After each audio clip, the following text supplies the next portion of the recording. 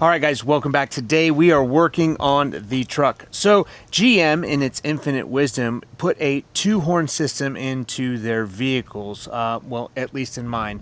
So there is a low tone and a high tone. And one of mine, I think my low tone is gone because my high tone is the only one that works. And it sounds like the Roadrunner. It was definitely twice as loud as that before, and much deeper of a horn. So it comes in a 2-pack. I've already got it. We are going to change this thing out, and you're coming along for the ride. Let's go.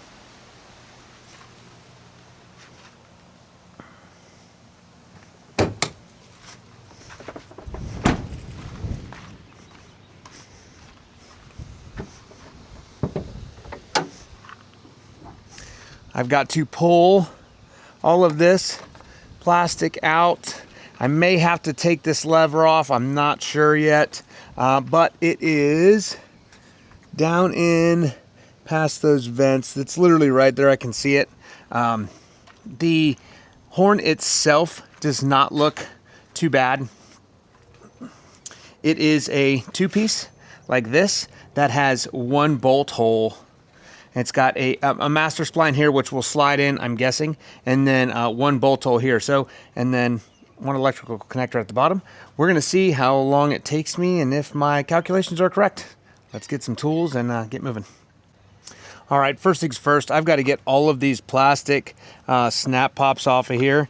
And there is a groove in all of these that is literally right there. So what I've found is get the smallest screwdriver you can and just kind of work it up like that.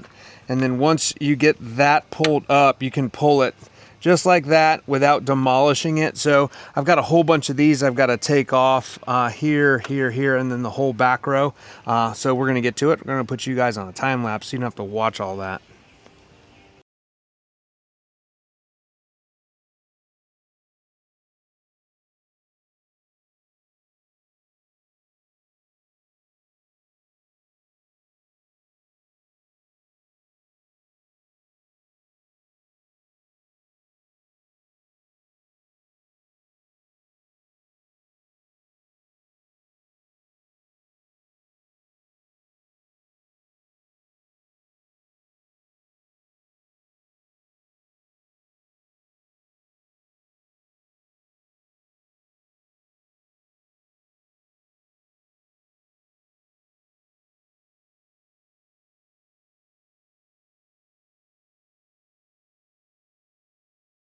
I got all of these out. We're going to try and get this piece off just like this without removing the actual hood release latch. Try and finagle it around it because that's probably a T7 Torx bit, and I really just don't want to mess with it.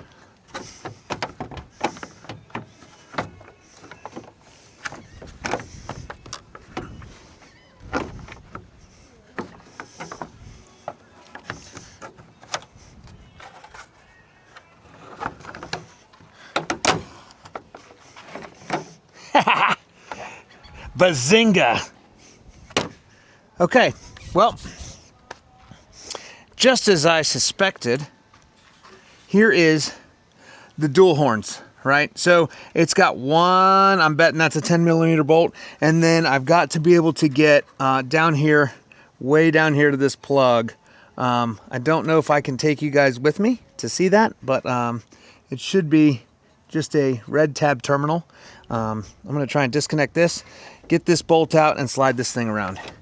All right, so disconnecting that wire is proving to be more difficult than I thought. I can probably still get it, but what I'm going to do is I'm going to try and disconnect it from the bolt right here, and I'm going to move this over to give me just a little more room to play with. So let's get that disconnected.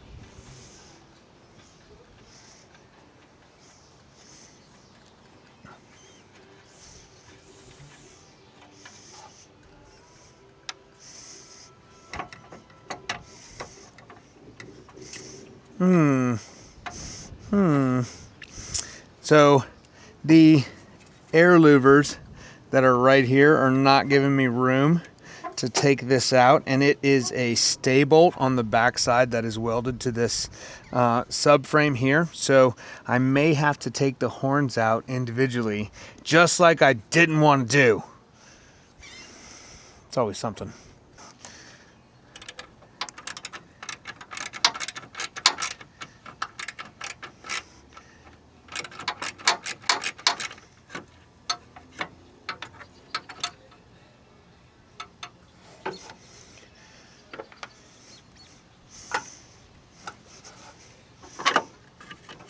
Okay, so that's off. Now I can get to this tab that's right here a little bit easier. I'm probably gonna go ahead and remove this one as well, but I will be able to now. This is the red tab that I spoke of that needs to get pushed, unless it was already down. Well, I could have disconnected that already. What a genius. All right. Trying to do this with one hand is not fun. We'll be right back after this quick commercial break.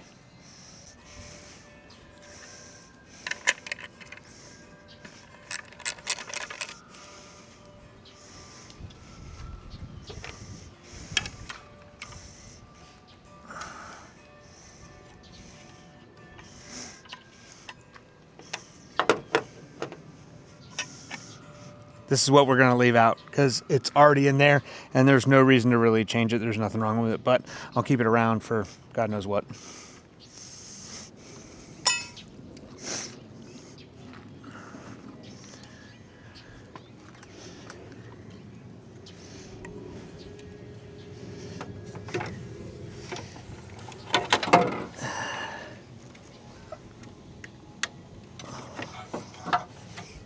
All right, well, it's hooked up. It's literally that easy. I'm gonna grab these loose nuts because no one wants loose nuts flopping around in their engine bay before I rip on this horn. Get a quick ATAF, make sure all my tools are accounted for.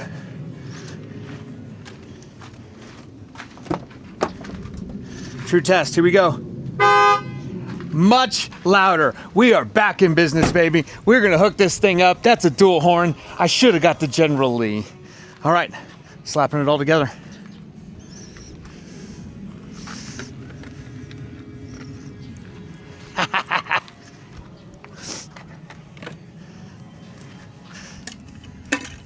One of those still works. I don't know which one though.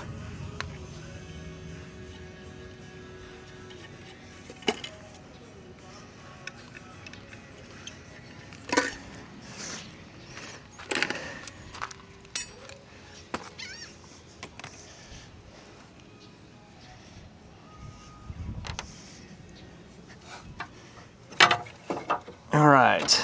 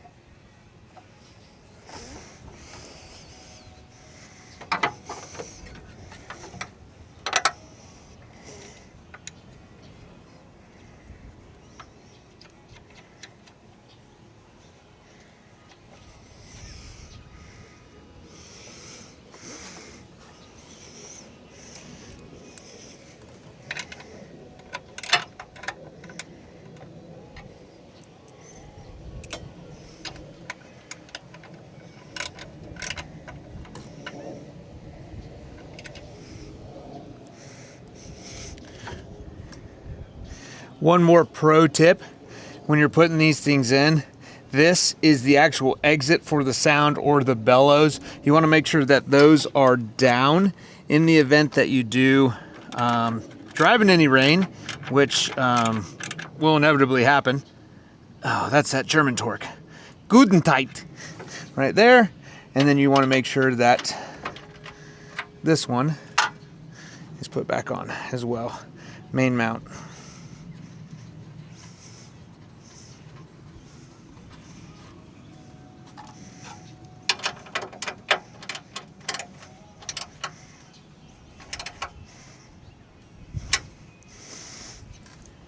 All right, now I just got to Jenga this fairing back in, or the cowling, and put all of those pieces on, or all of the clips, and it kind of went like this. I can tell because there's a little scratch. Get it past there. Oh, it's this. It's this louver over here. It's giving me a little bit of a fit.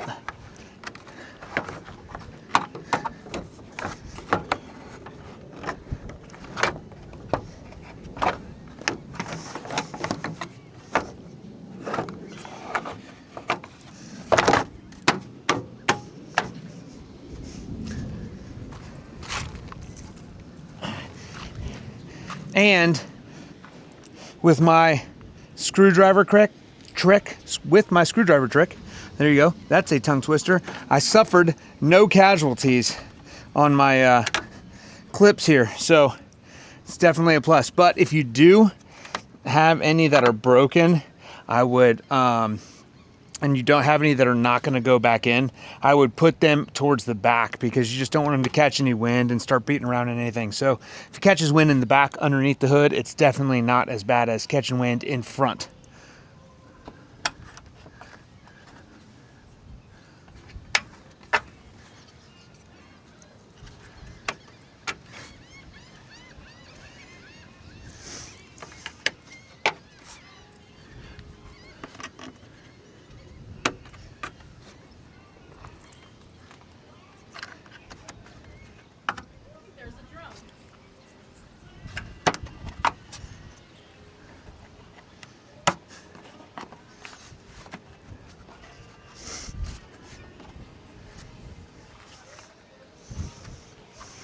That's it. Let's close her up and be done.